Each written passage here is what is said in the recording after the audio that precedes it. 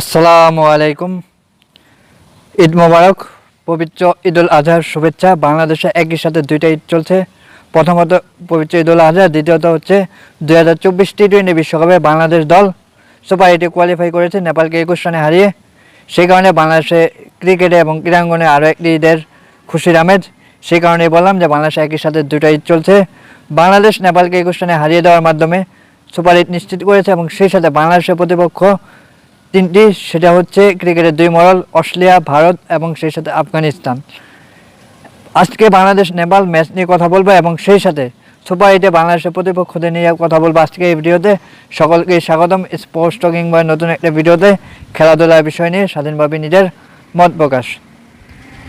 বাংলাদেশের ম্যাচ মানেই আম্পায়ারিং বিতর্ক এবং এই বিতর্কিত আম্পায়ারিং আইসিসির ইভেন্টে চলমান এবং বাংলাদেশের বিপক্ষে বাজে আম্পায়ারিংয়ের আরও একটা ম্যাচ অনুষ্ঠিত হয়েছে বাংলাদেশ নেপাল ম্যাচে। যদিও বাংলাদেশ দক্ষিণ আফ্রিকা ম্যাচে আম্পায়ারিং নিয়ে অনেক প্রশ্ন উঠেছে এবং সেটার ধারাবাহিকতা আজকে অস্ট্রেলিয়ান আম্পায়ার, যিনি দক্ষিণ আফ্রিকার সাথে বাংলাদেশের আম্পায়ারিংয়ের দায়িত্বে ছিলেন, তিনি আজকেও নেপালের সাথে দায়িত্বে ছিলেন এবং তার যে বাজে ডিসিশনগুলো, লেগ স্টাম্পের বাইরে বলগুলো, উইকেট মিসিং করে যাওয়া বলগুলোকে আবেদন কম হওয়া সত্ত্বেও আউট দেওয়া বাংলাদেশের বিপক্ষে বাংলাদেশকে হারানোর জন্য, এটা আসলে নতুন কিছু না, এটা পুরাতন কাহিনী। এবং আইসিসির বাংলাদেশের প্রতি, বাংলাদেশের ম্যাচের প্রতি বাজে আম্পায়ারিংয়ের অনন্য একটা নজির স্থাপন করতে চলেছে এই চলতি টি-20 বিশ্বকাপে, যেটা খুবই দুঃখজনক। As a Bangladeshi cricket supporter হিসাবে, as a Bangladeshi sport journalist হিসাবে কিংবা বাংলাদেশের সাধারণ দর্শক হিসাবে এটা কোনোভাবেই মেনে নেওয়ার মতো না বা আমরা মেনে নিতে পারি না এবং আমরা তীব্র নিন্দা ও প্রতিবাদ জানাই এবং আশা করি বাংলাদেশ ক্রিকেট বোর্ড এই বাজে আম্পায়ারিংয়ের বিরুদ্ধে আইসিসির কাছে অভিযোগ দেবে এবং আইসিসি সেটা খুব ভালোভাবেই নেবে এবং সেটার বিরুদ্ধে ব্যবস্থা গ্রহণ করবে। ফিরতে চাই বাংলাদেশ নেপাল ম্যাচে যেটা আমরা দেখেছি, মিরপুরের চেয়ে বাজে উইকেটে খেলা হয়েছে।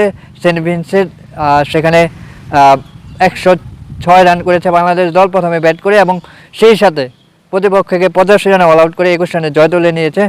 এবং বাংলাদেশ এই জয়টা আসলে খুবই দরকার ছিল। যখন বাংলাদেশ ব্যাটিং বিপর্যয়ে ছিল, যখন মনে হচ্ছিল বাংলাদেশ 100 করতে পারবে না, তখন আসলে যারা খেলাটা দেখেছি সত্যিকার অর্থে বাংলাদেশের এই খেলা দেখার জন্য সকলে আসলে ঈদের দিন সকালবেলা ঘুম থেকে উঠে ফজর নামাজের পরে যা খেলা দেখতে বসতেন সকলে আসলে ডিপ্রেশন চলে গিয়েছিলেন, কিন্তু ফাইনালি বাংলাদেশ ম্যাচটা জিতে সেই ডিপ্রেশনটা দূর করে দিয়েছে। ব্যাটিংয়ের টপ অর্ডারে যে ব্যর্থতা, শান্ত, লিটন, তানজিদ তামিম, তাদের তিনজনের ব্যর্থতা চলমান। সেই সাথে তাওহিদ হৃদয় আজকে ব্যর্থ, তাওহিদ হৃদয়কে নিয়ে কিছু বলার নেই। তবে তাদের তিনজন টপ অর্ডারে, শান্ত, লিটন এবং তানজিদ তামিম, তাদের ব্যর্থতা চলমান এবং টপ অর্ডার বাংলাদেশের চলতি বিশ্বকাপে সবচেয়ে বাজে টপ অর্ডার হচ্ছে বাংলাদেশ ক্রিকেটে। এই ধরনের টপ অর্ডার নিয়ে যে শক্তিশালী প্রতিপক্ষের এগেনস্টে আমাদেরকে সুপার 8-এ বড় বড় ম্যাচ খেলতে হবে, অস্ট্রেলিয়া, ভারত, আফগানিস্তানের মতো কোয়ালিটিফুল বোলিংয়ের এগেনস্টে, সেটা আমরা আসলে কতটুকু প্রিপেয়ার সেটা আসলে প্রশ্নের জন্ম দেয়। এবং এই ধরনের পিচে বাংলাদেশের টপ অর্ডার ব্যাটসম্যানরা একেবারেই ভালো করতে পারে না।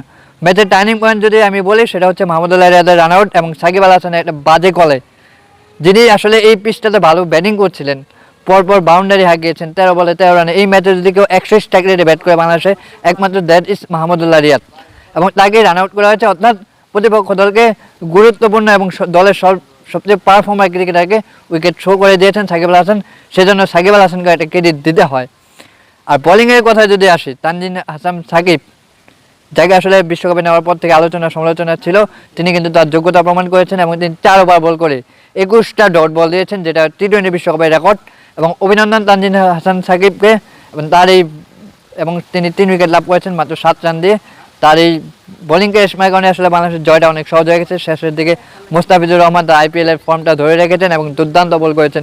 19তম ওভারে তিনি ম্যাডেন উইকেট নিয়েছেন এবং সেই সাথে শেষ ওভারে বাংলাদেশের প্রয়োজন ছিল 22 রান, কিন্তু সেখানে সাকিব আল হাসান জোড়া আঘাত করে পুরো ইনিংসটাকে শেষ করে দেন এবং সেই সাথে বাংলাদেশও সুপার 8 নিশ্চিত করে। এবং এই ম্যাচটা খুব চাপের ম্যাচ ছিল। বাংলাদেশ যখন জিতে তখন আসলে সকলের মনে আসলে একটা প্রশান্তির ঢেকুর উঠে যে বাংলাদেশ আসলে জিততে পারবে কিনা, যেহেতু ম্যাচ যদি বাংলাদেশ হেরে যেত তাহলে বাদ পড়ার একটা সুযোগ চান্স কিন্তু থেকেই যেত। তবে সেই ক্ষেত্রে বাংলাদেশ সেদিকটাতে খুব ভালো করেছে এবং আইসিসি যে সুপার 8-এর সূচি, সেখানে বাংলাদেশকে পরপর 2 দিনে 2টা ম্যাচ খেলতে হবে, যেটা আসলে ফ্র্যাঞ্চাইজি লিগে হয়, কিন্তু আইসিসি এবার আইসিসির টুর্নামেন্টটাকে টি-20 বিশ্বকাপ থেকে ফ্র্যাঞ্চাইজি লিগ বানিয়ে দিয়েছে। প্রথম দিন বাংলাদেশের প্রথম ম্যাচ হচ্ছে 20 তারিখ বা 21 তারিখ, সঠিক আমার একজাক্টলি মনে নেই, অস্ট্রেলিয়ার এগেনস্টে এবং তারপরের দিন ভারতের এগেনস্টে একই মাঠে অ্যান্টিগাতে, এবং সেই সাথে বাংলাদেশের শেষ ম্যাচটা হবে আফগানিস্তানের বিপক্ষে। আশা করি বাংলাদেশ সুপার 8-এর দুই যে মোড়ল অস্ট্রেলিয়া এবং ভারত দুইটার একটাকে কামড় দিয়ে আফগানিস্তানের সাথে আমাদের জয় আত্মবিশ্বাসটা অনেক বেশি।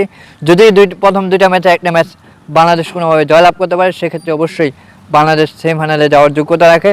যদিও বাংলাদেশের টপারদের নিয়ে আমি আসলে ভরসা পাই না, তবে বাংলাদেশের সবচেয়ে বড় ভরসার জায়গা হচ্ছে মিডল অর্ডার এবং সেই সাথে বোলিং ডিপার্টমেন্ট। তারা এই মুহূর্তে খুব ভালো করছে এবং ফিল্ডিং ডিপার্টমেন্টও অনেক ভালো করছে। আশা করি সামনের দিনগুলোতে বাংলাদেশ সুপার 8-এ দুর্দান্ত ক্রিকেট খেলবে এবং আমাদের মনে যে প্রশান্তি সেটা দূর করে দেবে, এবং বাংলাদেশ ভালো খেলে সুপার 8 থেকে সেমিফাইনালে যাবে সেই প্রত্যাশা রাখছি। যারা এই ভিডিওটা দেখলেন, জানতে চাই আপনাদের মতামত কমেন্ট বক্সে অবশ্যই জানাবেন, এবং দেখা হবে নতুন কোনো ভিডিওতে। সে পর্যন্ত ভালো থাকবেন। আল্লাহ হাফেজ।